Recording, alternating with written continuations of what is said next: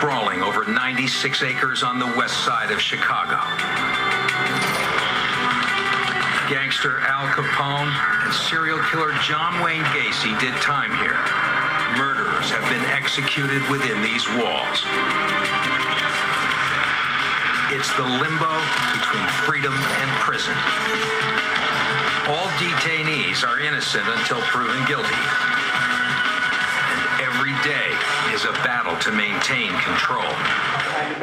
Anyone arrested in Cook County the day or night before is brought here into a holding area where they're waiting to be processed. So in terms of what the crimes they're charged with, what sort of things happened last night? A lot of drug cases, possession, just straight possession. The guy got stopped on the street for whatever reason, stopped in a car and had a small amount of heroin, coke on him. Mostly it's heroin these days.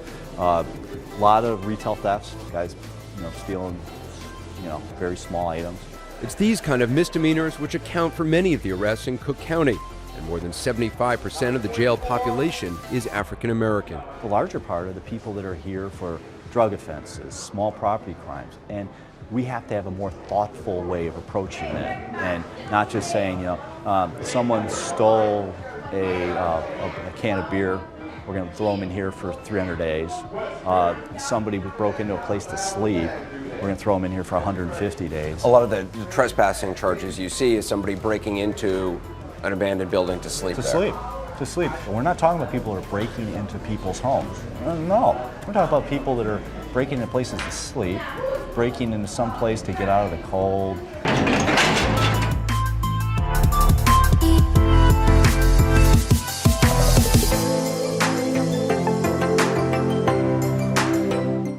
By tonight, a Chicago businessman explains why he is spending his own money to bail strangers out of the Cook County Jail. Willie Wilson paid for bail for 6 inmates today. Eyewitness News reporter Sarah Schulte has the story. It is their lucky day. 6 Cook County Jail inmates get to go home earlier than they expected. Daddy's coming home. All right. These nonviolent offenders were bailed out by former mayoral candidate Dr. Willie Wilson.